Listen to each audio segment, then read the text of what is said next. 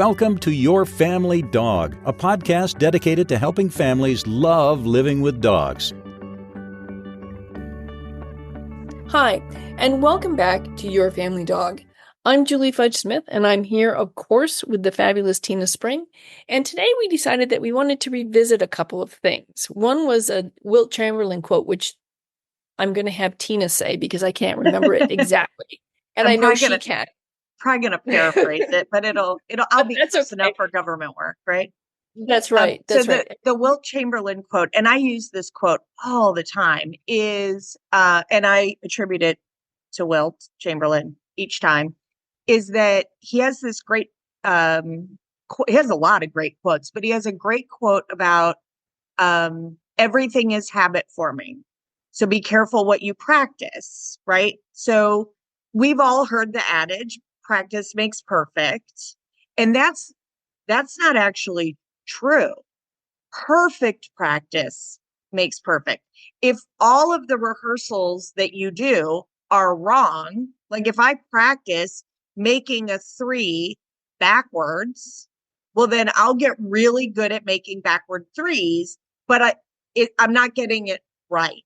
And so we wanted to interrelate this a little bit, specifically with puppies. It, of course, is true for older dogs as well. And also, honestly, for our family members, for me, for you, for your kiddos, for grandma, for all of the people.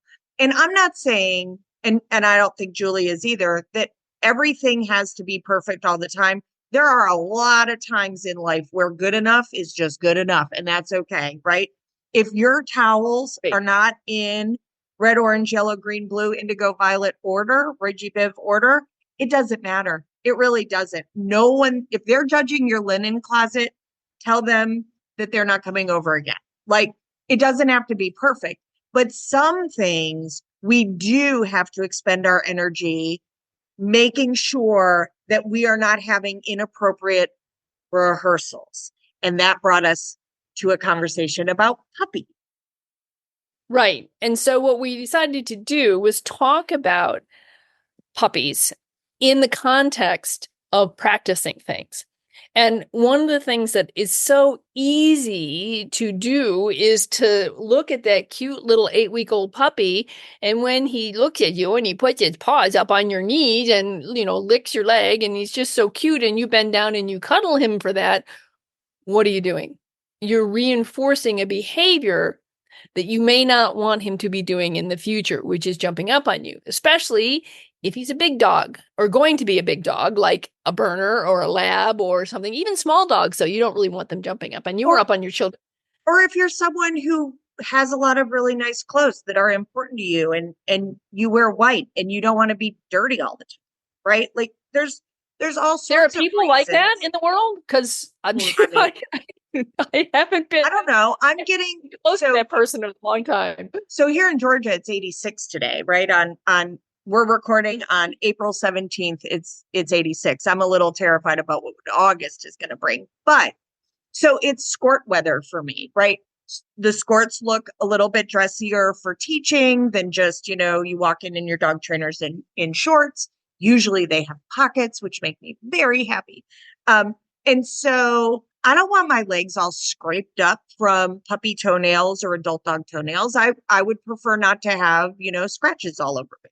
So sometimes as we're transitioning, right, if all winter your puppy was jumping on you because you were wearing denim jeans that protected you and your kids, and now we're headed into short weather, suddenly for that puppy, they're getting a response from us that has some pretty big feelings associated with it because we might be getting dirty or uncomfortably, scratched or injured. Not like seriously injured, but injured. Right. But on the other hand, if you are an older person with very thin skin and you're on a blood thinner, absolutely, this could be a serious wound. And so so if you want to take Boomer or Sparky or Beefy or whoever your dog is to visit grandma, you want to make sure that they're not going to cause damage to either grandma or any of grandma's friends in the nursing home.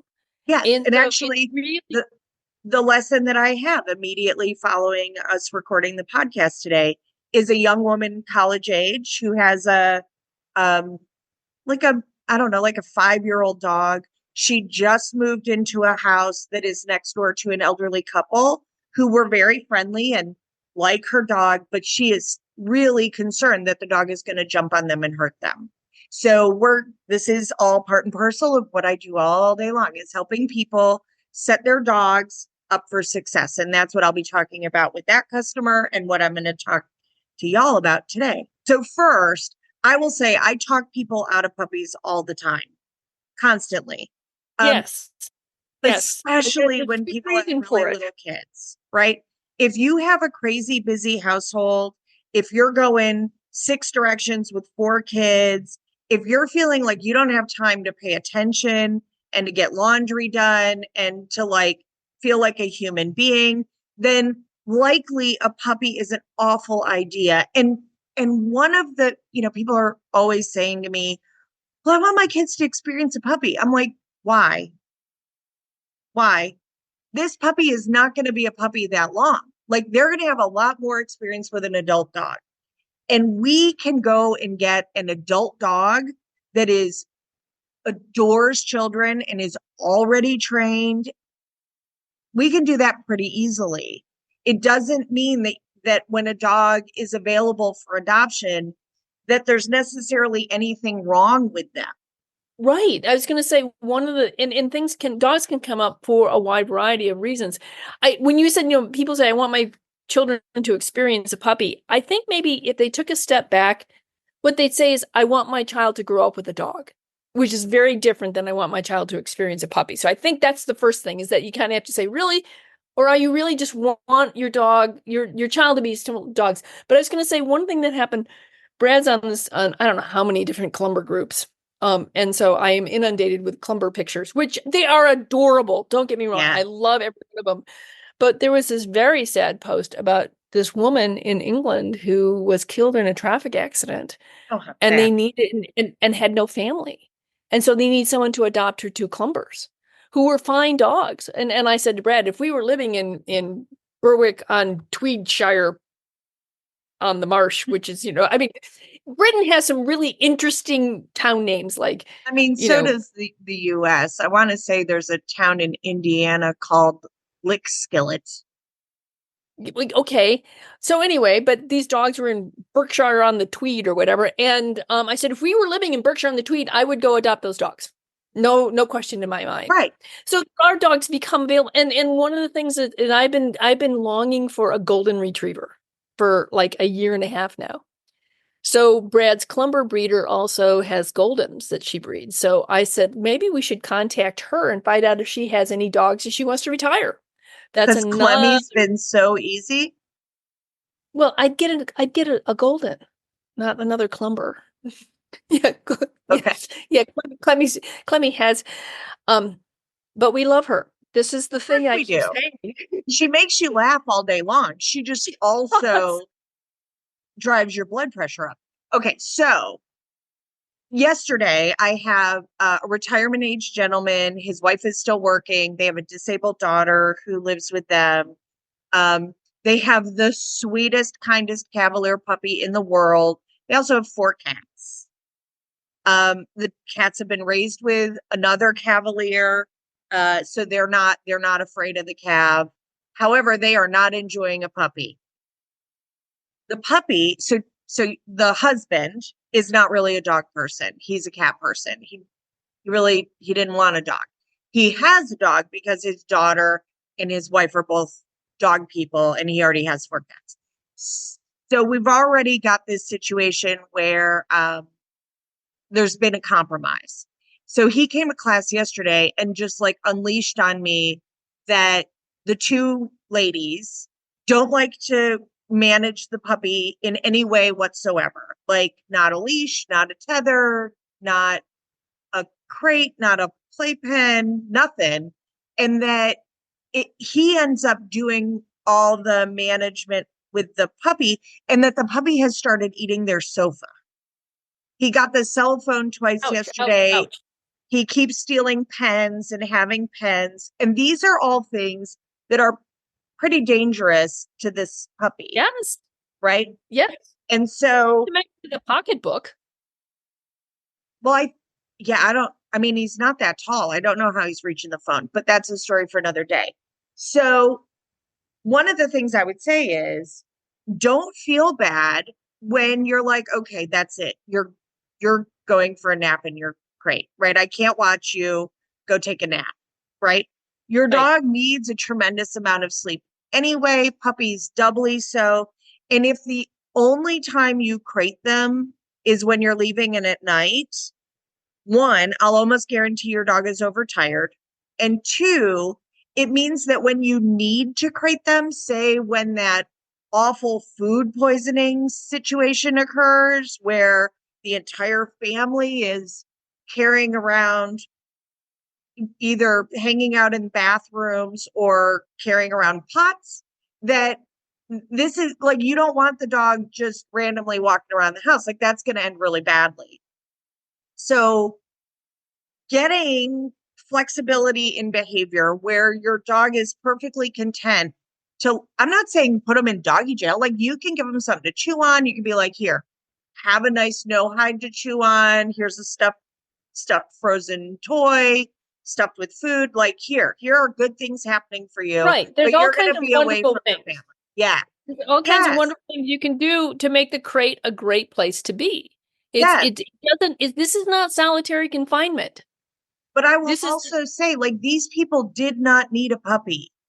They really didn't, right? They're not in, I mean, he's adorable, and he's honestly like the easiest puppy I've ever seen. He's really, really easy. However, puppies are time consuming, like, even when they're really good, sweet, kind puppies, even when they're easy puppies, they still require a tremendous amount of energy. Yeah, they're babies, and babies require a lot of attention because they can't take care of themselves. They can't do it. And so you have, and they don't know what the rules are. And you got to And in teach the them the rules. meantime, imagine what happens when this puppy, who is probably going to live to be 16 or 18, thinks chewing on the sofa is okay. Yeah, no, yeah, you're right. Because once again, going back to the Chamberlain quote, what he's practicing, the habits that he is developing are ones that we don't want him to develop. And we can't just say, oh, that's him being a puppy. The problem is that's him being a puppy and learning how it is to be a dog. Right. Right. And so when I can get people to reframe and recognize that you have to a certain extent, it is like parenting. When we have a dog or a puppy, our goal is to set them up for success so we don't have to watch them like a hawk the rest of their lives. So there's a reason we don't have foxes in our house. But if you let a puppy go rogue, you're going to have a fox. Yeah, right? You're going to have a dog that puts their mouth on everything and chews everything and gets into everything. And it's dangerous for the dog and it's dangerous for your family. And by the way, this does not just mean chewing on things. It's house training. It's going for a walk and following your puppy when they're pulling you, or your dog when they're pulling you. It's jumping on people at the door. It's putting their feet on the edge of the table when you're eating dinner. It's counter surfing. It's knocking the trash can over. It's all the mischievous things that dog. So, ladies, you're talking about Clementine. I mean, Dovey's eating butter and a ribeye, so I can't tease you too much about Clemmy. So what I would, but again, like Dovey's behaviors like that come from the previous household. We were just dumb and reinforced it accidentally. So now we don't, right? So now Dovey can go in the kitchen. There is nothing on the counter that can be ingested in theory, right? I don't think he can eat my mixer. I don't think he can eat the toaster. Like, and I don't think that's going to happen. So metal tends to be pretty, sort of self-aware. Dogs are very aware that metal self-limiting. Self-limiting. So I think that as a trainer, this is one of the hardest things to help a family grapple with, your puppy, your dog is learning like your children with every single repetition. Even if you're tired, even if you're hungover, even if you have a headache, even if you're in a hurry. And so the more that you can be cognizant of that and really think in terms of not, well, I'm just going to hurry so we can get this walk in around the block, and your dog pulls and barks and carries on like a lunatic the whole way. But instead, think to yourself, it would be better that for that 30 minutes, we successfully, politely walk up and down the driveway so that one day in the future, when I have the bandwidth, I can work on my dog reacting to the dog that barks behind the fence at my dog every single time we walk by. Right. And the more you practice in an area, for example, I was working with a client who had a German Shepherd, and she really needed this dog to walk nicely. So I gave her some parameters. But one of the things I said was, you can't leave the driveway and start walking down the sidewalk until you can go up and down the driveway several times with the dog right next to you, so that you're in a very low distraction area. And as soon as you can do that, then we can start adding, 5-10 feet at a time down the sidewalk. But you have to establish the routine before you start expanding the boundaries within which we can practice this routine. Well, and I would say, like, if on your walk, some of this stuff is really easy if you just take the time, right?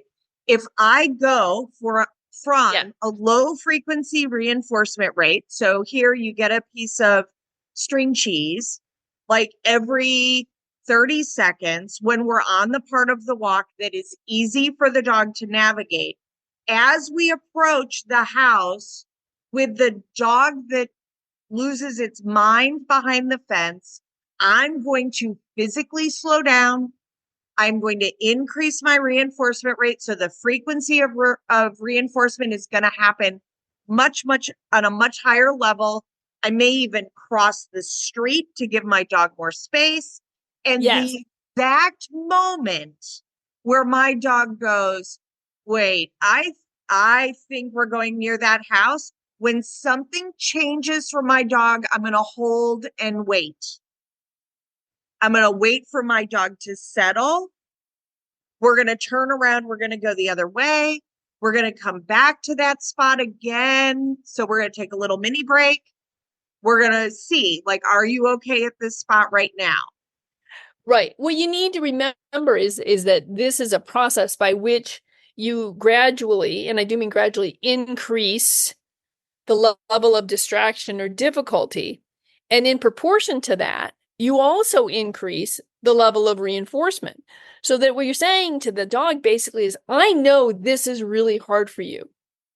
And because it's hard, you can anticipate that I'm going to pay you well for doing what I want you to do. Well, and more than that, I'm going to advocate for you that I'm not going to throw you in the deep end of the pool when you don't know how to doggy paddle. Right.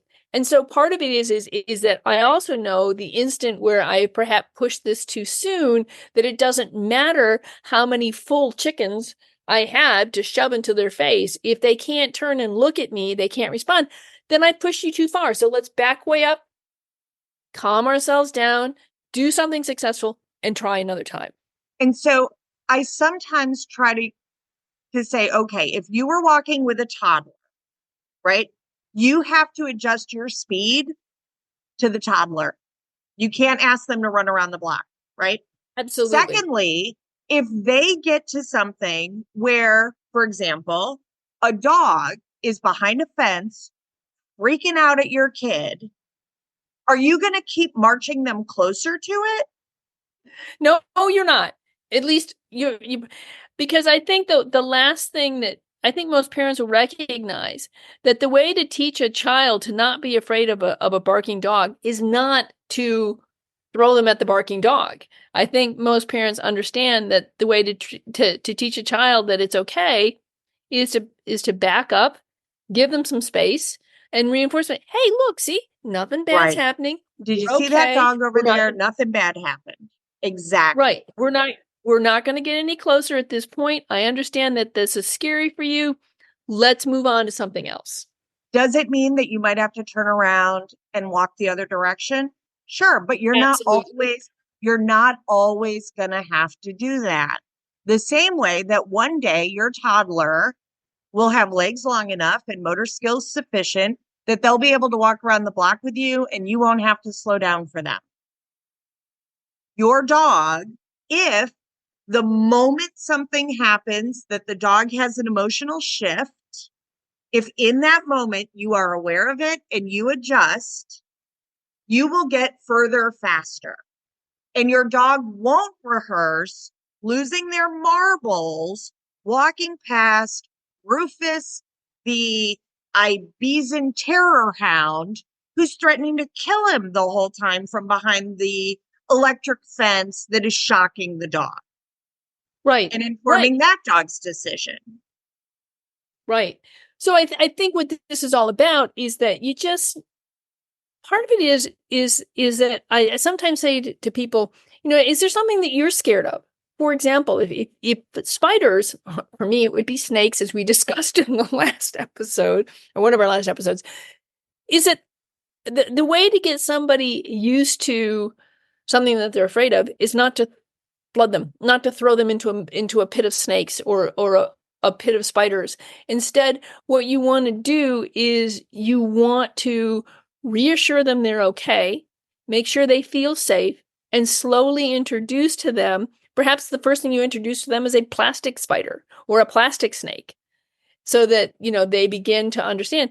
So it's the same thing with your dog. Is you're teaching your dog how to behave. Ask yourself, if this was a brand new situation for me, if I was certainly sort of deposited here from planet dog and I didn't speak the language and there's all this stuff going on around me, how would I want to be treated? And I think that people go, oh, okay, well, when you put it that way, yeah, this could be really, really hard. Exactly. So the moral of today's story is that we want you to think about where inappropriate rehearsals might be happening. And then we want you to think about how you can either get in front of it, meaning, right, if your dog thinks it's great fun every morning to grab one of your slippers and run through the house while you're yelling at him, chasing him, that might be fine on Saturday morning when you're feeling great and you got to sleep in. It's probably not going to be great when you have a headache and a stomach bug. So let's stop the rehearsals, right? And there's lots of ways to do that. You could teach the dog a drop it cue.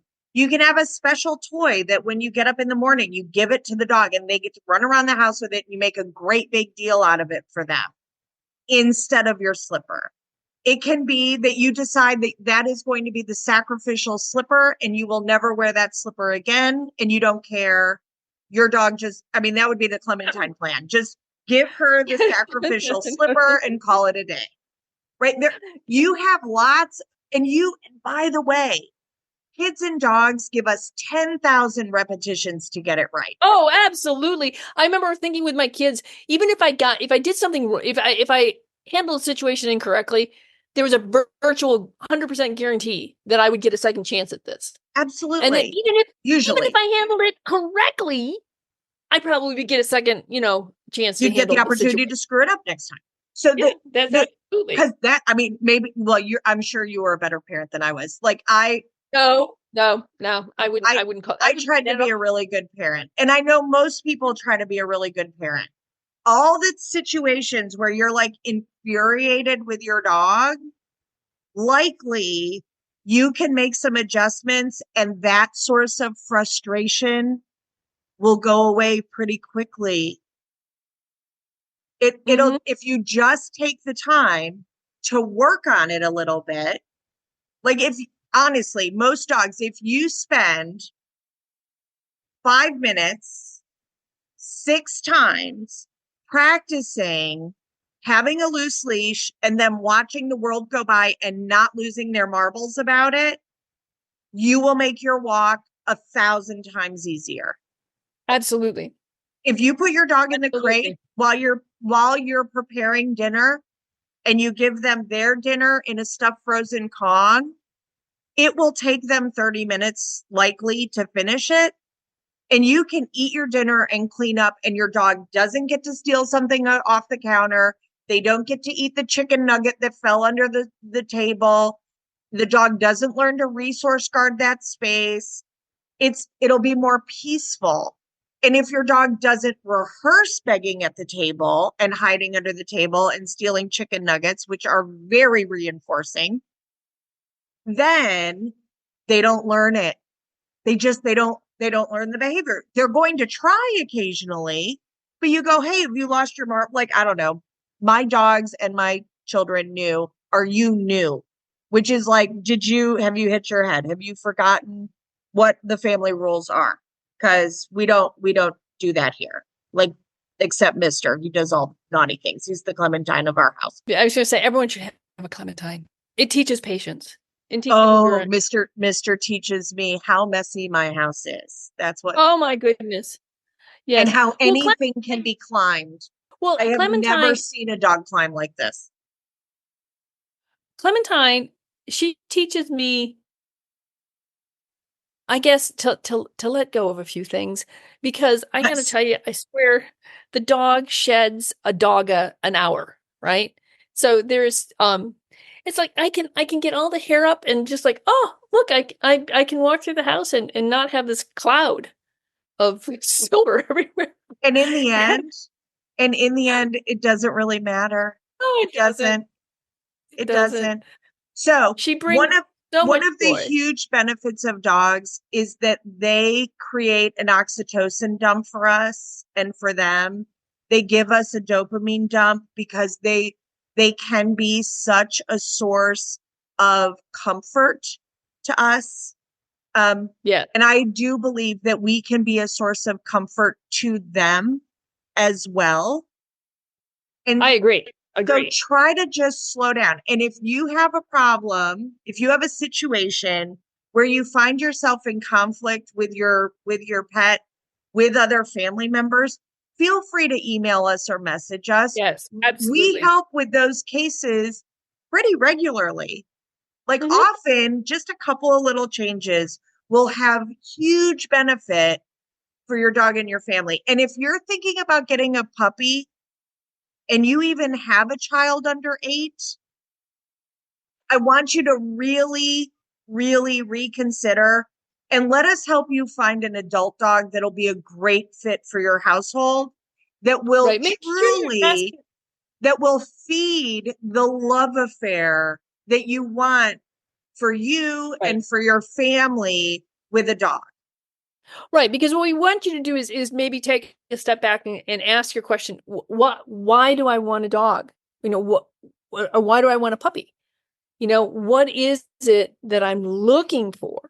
Because the answer may be a little bit different than what you think it is. What is it that I'm actually looking for? If I'm looking for a great companion for my kids, that's we're talking about, like years, not just moments, and that you can build a great relationship. I just think, like, Zuzu came to me at 16 months of age, and it was enchanting. It was absolutely wonderful to have a dog who is housebroken, and we couldn't be more bonded. People think, well, I'm just not going to bond it. That's not true. I think that you can bond very well to an adult dog, and I don't think you have to have a puppy. Today in my memories, popped up when Scruffy Dog was sadly beginning pneumonia that cost him his life. He had COPD from a situation that he lived in previously. We didn't know that. Anyway, so he only lived with us 3 years. We got him when he was like 6, and we adored him, and he adored us. I was so sad when we lost him 3 years later. You would be amazed how an adult dog landing in a soft place where they're accepted and where they're loved and where they can play fetch with your kids immediately and they can go on a walk immediately. You would be amazed how wonderful that bond can really be.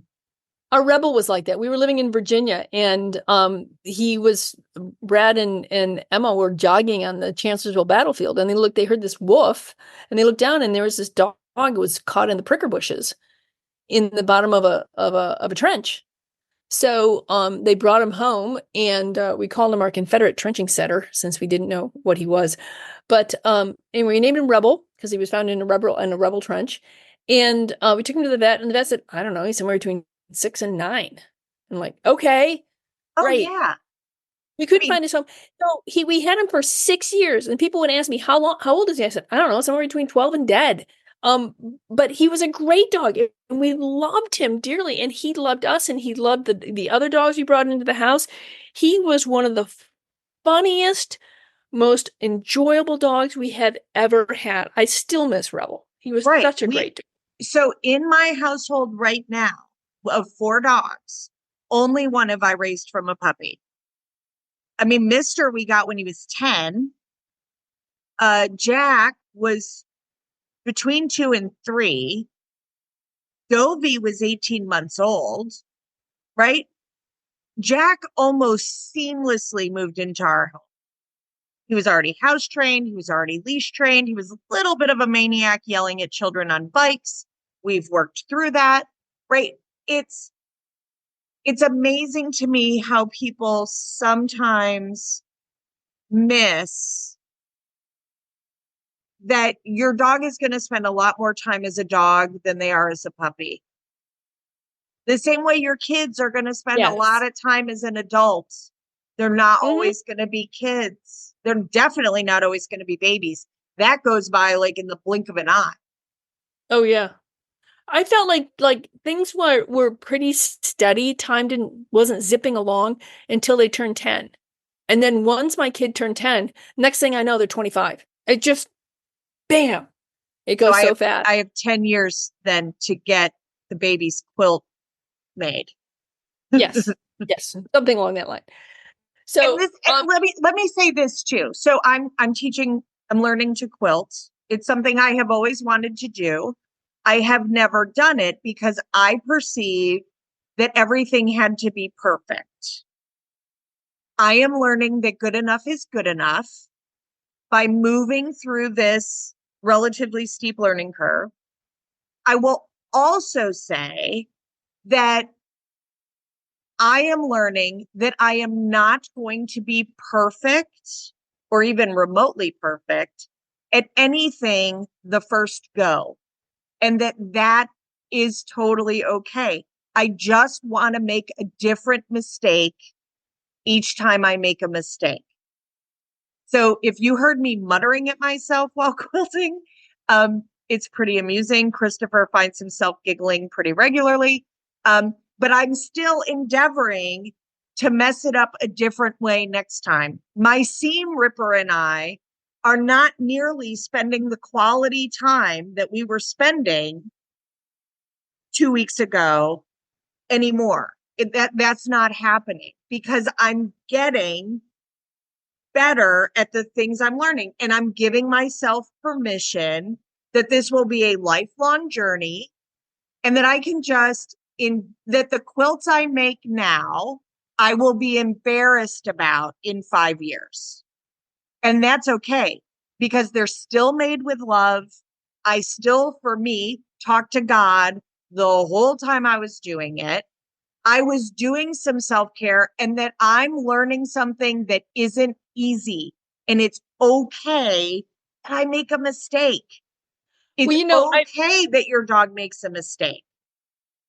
Yeah. No, I agree 100%. I've been quilting for many, many years now, and sort of off and on. I quilt for a while, and then I stop for a while, and I do all my own hand piecing and hand quilting. I don't use a machine, so that makes me an anachronym or anachronistic. But anyway, I started on a quilting project, and what I realized, Tina, is that when you don't practice skills, sometimes you have to relearn them. Like I'm doing an applique Right. project. And so I have my basic applique stitch, and suddenly I'm looking at it going, oh, if you actually did it this way, Julie, which is the way you were taught 30 years ago, it would be easier. And so I was halfway through the second, I'm doing these small squares. Halfway through the second square, I went, okay, well, I'm not going to go back and redo, but I'm glad I remembered. And sometimes you have to give yourself the grace. And then I put the border on one of them on wrong. So that had to come off. And that was me talking to myself. And Brad gets used to that too. But Hopefully it was kindly. Yes. But it was one of those things that I not only do you, is it okay to make mistakes? It's okay to relearn something.